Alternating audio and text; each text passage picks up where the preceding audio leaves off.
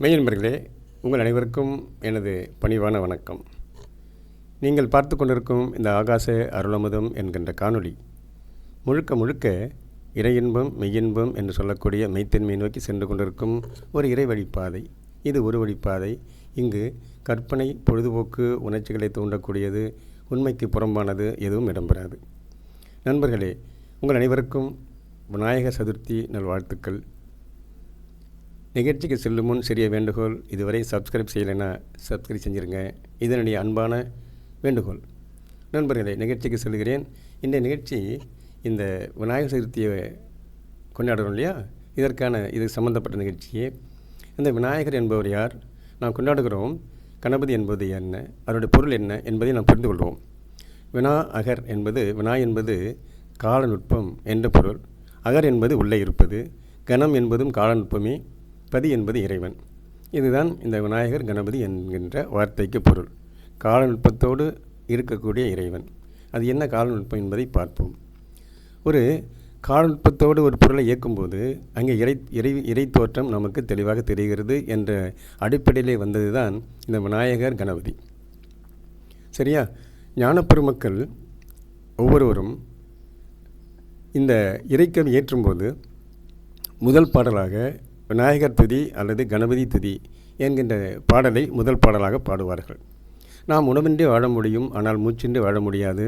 பஞ்சபூதத்திலே இரண்டாவது தத்துவமாகிய அந்த ஆகாச தத்துவம் பரிணாமடைந்து காற்றாக மாறி அந்த காற்றின் மூலம் சுவாசம் என்கிற நிலை நமக்கு வருகிறது.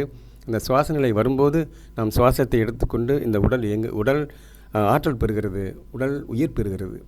உடல் உயிரோடு இருக்க வேண்டுமென்றால் உணவு மட்டுமல்ல, காற்று தான் முக்கியம். அந்த காற்று இல்லை என்றால் நமது பெயரை வேறு, அது உங்களுக்கு தெரியும். எனவே இந்த காற்று உள்ள முறை தான் நமது வாழ்க்கை. எனவே சுவாசத்தை மையப்பொருளாக கொண்டு, முதற் பொருளாக கொண்டு ஏற்றப்பட்ட கவிகள் தான் இந்த கணபதி துதி, விநாயகர் துதி. விநாயகர் கணபதி என்பது காலநுட்பத்தால் இயங்கக்கூடியது என்று சொன்னேன். சரி, இந்த சுவாசத்தை பற்றி என்ன சொல்கிறார்கள் நமது ஞான பெருமக்கள்? 3 பேர் எடுத்துக்கொள்வோம். திருமூலர், வள்ளல் பெருமான், அருணகிரிநாதர். இவர்கள் 3 பேரும் என்ன சொல்கிறார்கள்? என்னென்னா, இடக்கை வழக்கை இரண்டையும் மாற்றி துதிக்கையால் உண்போர்க்கு சோரவும் வேண்டாம், உறக்கத்தை நீக்கி உணர வல்லார்க்கு இறக்கவும் வேண்டாம், இருக்கலும் மாமி. இது திருமூலர். வள்ளல் பெருமான் கலைநிறை கணபதி சரணம் சரணம், கஜமுக கணபதி சரணம் சரணம் என்கிறார்.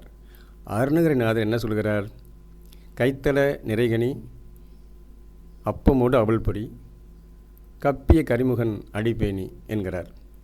எனவே இந்த சுவாச நிலையை நாம் ஒரு இயக்க ஒழுங்கோடு இயக்கும்போது அங்கே இறை தோற்றம் ஏற்படுகிறது. விநாயக தத்துவம் அப்படித்தான். தும்பிக்கை என்ற நிலை ஏன் அங்கே கொண்டு வந்தார்கள் என்றால், தும்பிக்கை என்பது ஒரு நீண்ட நெடிய ஒரு அமைப்பு. இதன் வழியாக நீண்ட சுவாசம் இயக்கும்போது, அந்த காலநுட்பத்தோடு இயக்கும்போது அங்கே இறை தோற்றம் தெரிகிறது. இங்கே வாசியோகம் அல்லது எந்த யோகம், தவயோகம் செய்யும்போது நமது மூச்சு நிலை மாறுபடுகிறது. மூச்சு நிலை மாறுபடும் போது இறை தோற்றம் தெளிவாக தெரிகிறது. சரியா? இதுதான் இந்த காலநுட்பம் என்று சொன்னல. அதாவது மூச்சை ஏற்றி அதை திருப்பி இறக்கி அங்கே நிலைப்படுத்தி திருப்பி இறக்க வேண்டும். சரியா? அந்த ஏற்றி இறக்கி அந்த கணக்கு இருக்கு இல்லையா, அது கூட திருமூலர் சொல்லியிருக்காரு. என்ன, அந்த ஏற்றி இறக்கணும்னா அந்த கும்பகம் என்கிற சொல்லக்கூடிய உள்ளே இருக்கக்கூடிய அந்த நிலைப்படுத்துகிறோம் இல்லையா, இருப்பு நிலை.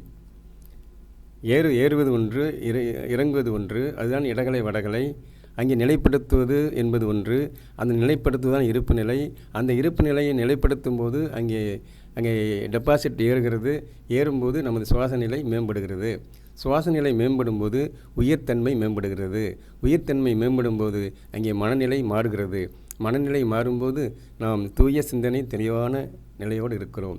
பிறருக்கு துன்பம் இழைக்க மாட்டோம். அந்த துன்பம் இழைக்காத நிலை வேண்டுமென்றால் நமது மூச்சு முக்கியம். நமக்கு ஏன் சினம் வருகிறது என்றால், இந்த மூச்சு நிலை நமக்கு குறைந்து நாம் சுவாசம் மேற்கொள்கிறோம். குறைந்த சுவாசம் மேற்கொள்ளும் போது அங்கே நமக்கு அந்த காந்தம் என்று சொல்லக்கூடிய காந்தம் என்று சொல்லக்கூடிய ஆற்றல் நிலை குறைகிறது. அந்த ஆற்றல் நிலை குறையும் போது நமக்கு இயல்பாகவே சினம் என்கின்ற நிலை வருகிறது.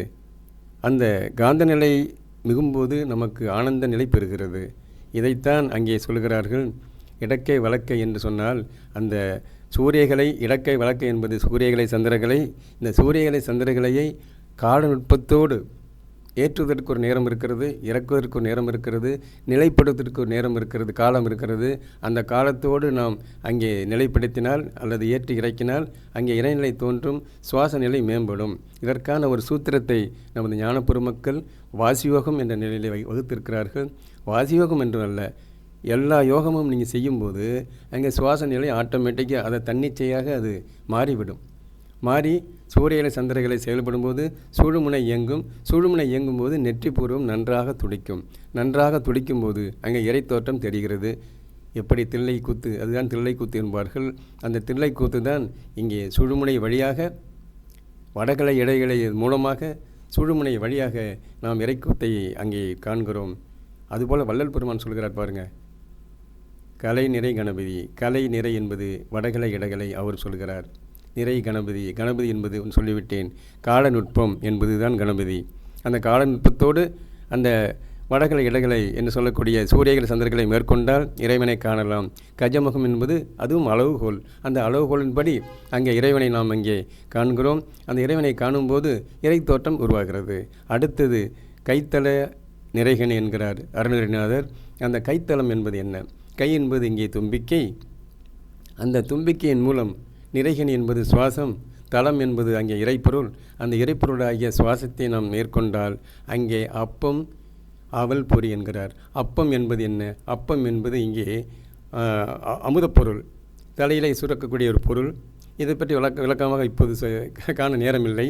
எனவே அந்த அமுத நிலை வேண்டுமென்றால் நாம் என்ன செய்ய வேண்டும்? அங்கே தூய வெப்பம் தேவைப்படுகிறது. அந்த தூய வெப்பம் என்பது தான் அவல் பொறி. அவல் பொறிக்கு என்ன தேவை? வெப்பம் தேவை. அந்த வெப்பம் இருந்ததால் தான் நிலை மாறும். எனவே இந்த சுவாசத்தின் மூலம் நமது வெப்பத்தன்மை நல்வெப்பமாக மாறுகிறது. அவல் பொறி எப்படி நிலை மாறுகிறதோ அதுபோல் சுவாச நிலை மாறுகிறது.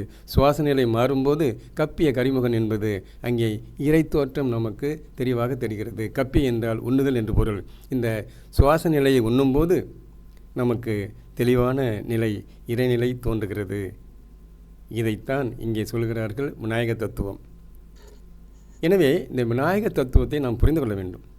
நீண்ட துதிக்கை, ஏன் நீண்ட துதிக்கை என்பது நீண்ட சுவாசம், ஆழ்ந்த சுவாசம்.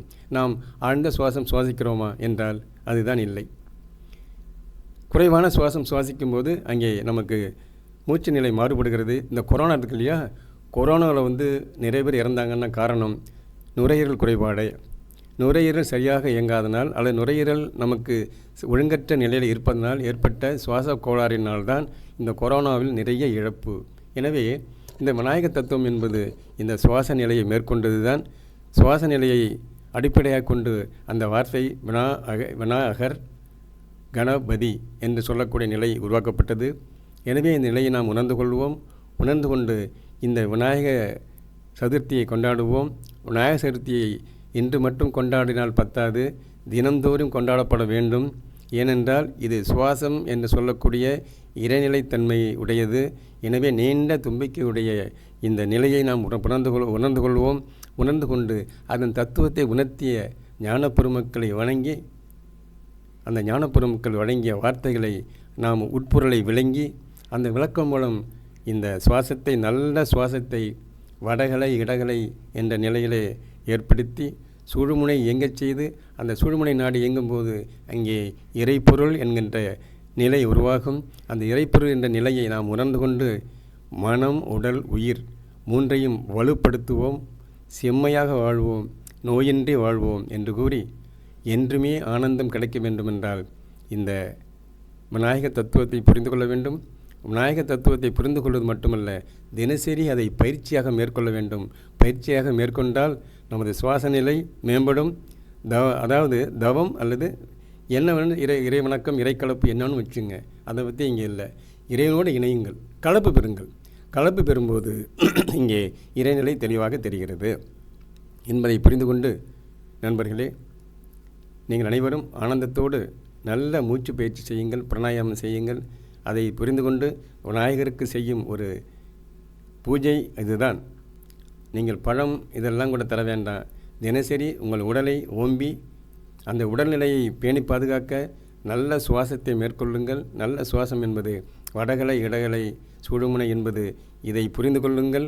புரிந்து கொண்ட தத்துவத்தை படித்தால் மட்டும் போதாது, அதை புரிந்து உணர்ந்து கொண்டு அதன்படி இயங்கினால் மட்டுமே அந்த தத்துவத்தின் உண்மை நிலையை நாம் உணர முடியும் என்று கூறி இந்த நிகழ்ச்சியை இதோடு நிறைவு செய்கிறேன். மீண்டும் சந்திப்போம் நண்பர்களே.